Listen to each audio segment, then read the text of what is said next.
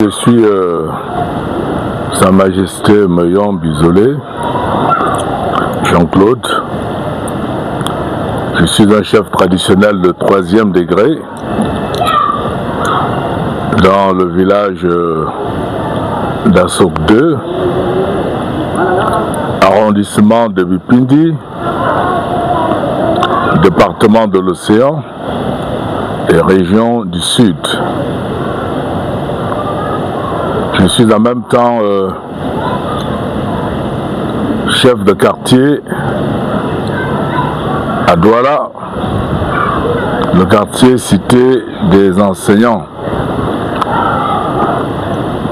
Et parallèlement, je fais partie du bureau national des chefs traditionnels du Cameroun. Je fais partie de la commission du patrimoine matériel et immatériel. Je l'ai toujours dit, la lecture de la première constitution en préambule nous dit que le peuple camerounais a remis son sort entre les mains de Dieu Tout-Puissant. Le peuple camerounais remet son sort entre les mains de Dieu Tout-Puissant. Voilà ce qui est écrit en préambule à la première constitution du Cameroun. Maintenant, les constitutions qui ont suivi, les modifications qui ont suivi, ont balayé ces écrits-là, mais c'est un fait qui reste. Le peuple camerounais a remis son sort entre les mains de Dieu Tout-Puissant. Donc Dieu continuera toujours à protéger le Cameroun. Bien que cette phrase aujourd'hui n'existe plus dans notre constitution présente, mais les faits sont là, nous l'avons fait, et nulle part nous n'avons renié Dieu.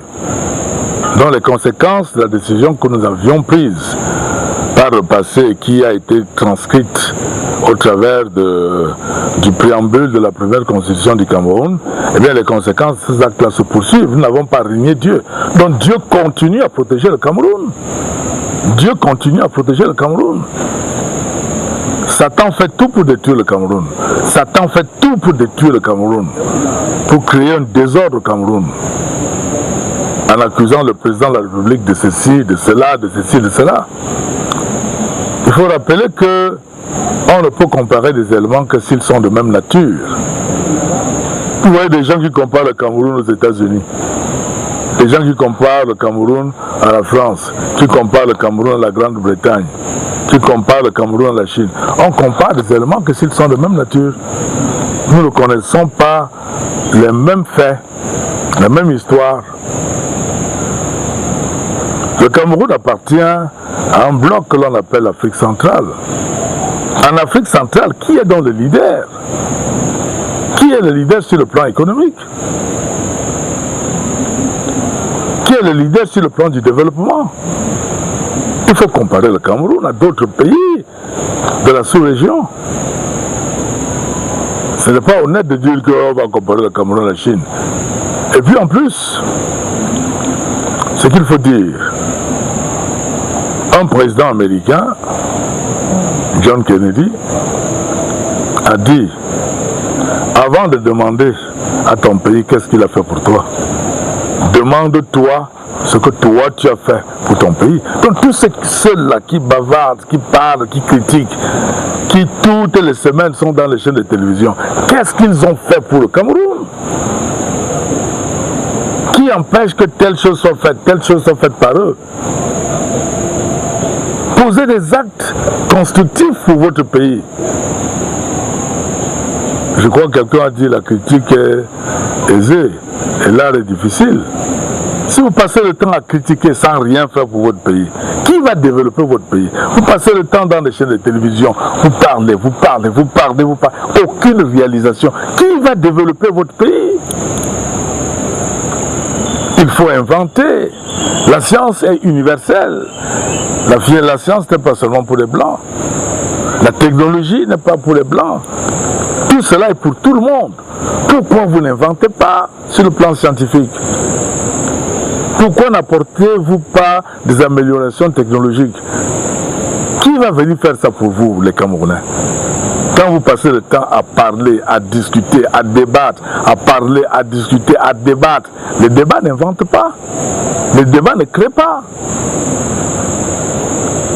Les inventions se font dans le silence, dans un laboratoire, ou même chez vous dans votre chambre.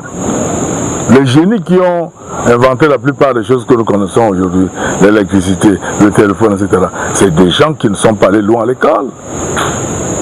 C'est des gens qui ne sont pas allés loin à l'école. Il faut comprendre que l'école est bien, mais quelque part, l'école tue les génies. Et ceux qui inventent, ce sont des génies. Alors quand ils sont tués, oui, il avait été dit, il y a de ça, je crois peut-être 40 ans, que le monde recevait un génie tous les 3 siècles. Le monde recevait un génie tous les 3 siècles. À l'allure où les choses vont là, on ne fait qu'améliorer ce qui existe. Nous allons aller peut-être à un génie tous les 500 ans maintenant. On n'invente pratiquement plus. Alors les Camerounais doivent inventer, doivent faire des découvertes. Sinon, personne ne viendra développer le pays. Alors, vous voyez, on a tellement accusé le président de la République. Il a fait ça, il a fait ça, il a fait ça, il a fait ça, il a fait ça, il a fait ça. Vous savez, un pape, c'est pas n'importe qui. Le pape revêt non seulement une autorité politique, il revêt aussi une autorité spirituelle d'abord même.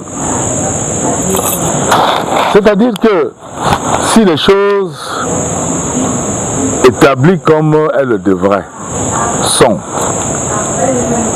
un pape ne va pas aller chez un criminel.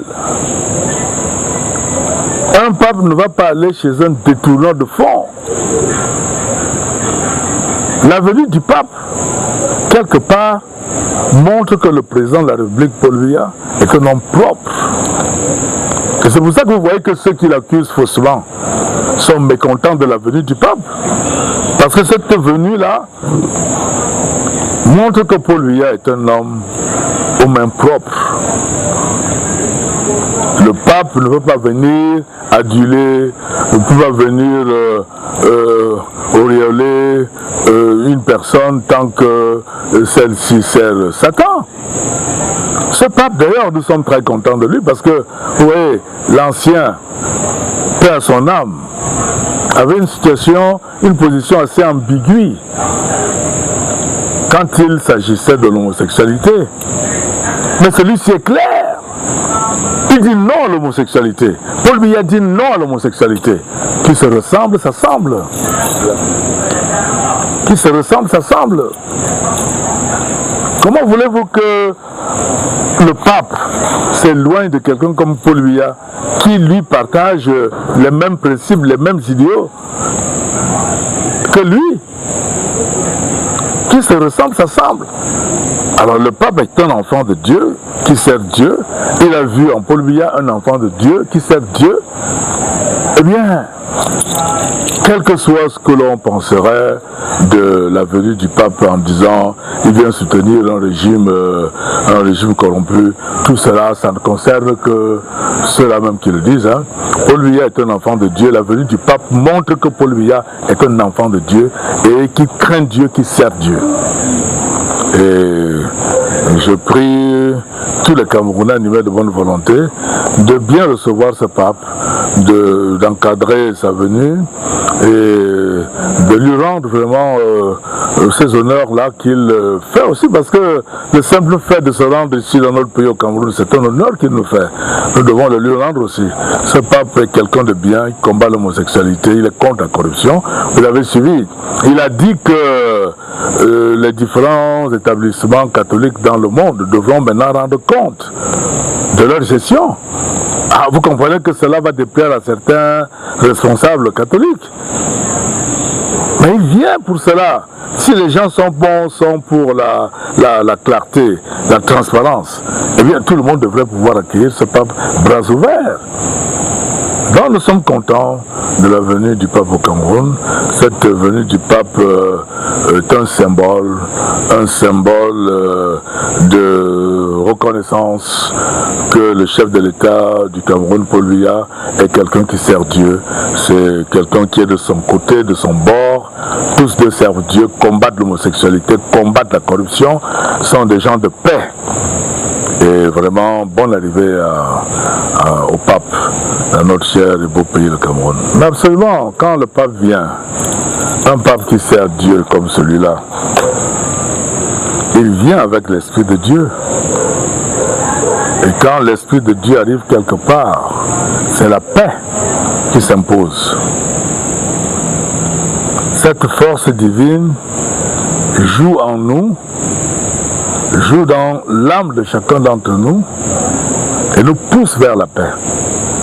Donc je crois effectivement que la présence du pape dans notre pays, le Cameroun, va contribuer à éloigner les tensions, à éloigner ces nuages sombres qui tendent à envahir le Cameroun et amener les belligérants, tous ceux-là même qui se mettent à la disposition de ces tensions, de ces forces-là, les amener à la raison et afin qu'ils puissent redevenir ceux-là même qui serviront leur pays, ceux-là même qui serviront la nation, afin que la paix règne sur toute l'étendue du Cameroun.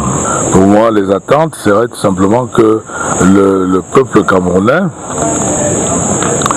reçoive le pape avec beaucoup de joie, beaucoup de gaieté, et que sa venue apporte bien plus de paix au Cameroun que par le passé, que cet événement-là rassemble les Camerounais et les amène à déposer les armes, les amène à déposer tout ce qui est tribalisme, parce qu'aujourd'hui c'est l'une des synergies qui va en destruction du Cameroun.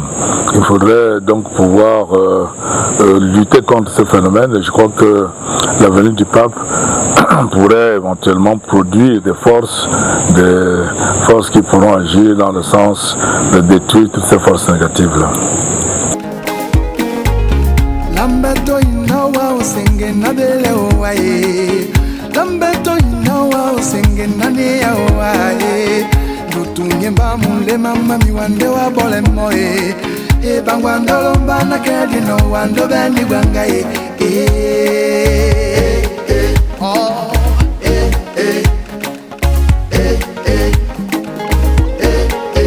Lambeto inawa usenge na bele owaye, Lambeto inawa usingi nane awaye, Dutunye mba mule mama mi wande wa bole moye, Toye bangwando lomba na kedi no wando beni.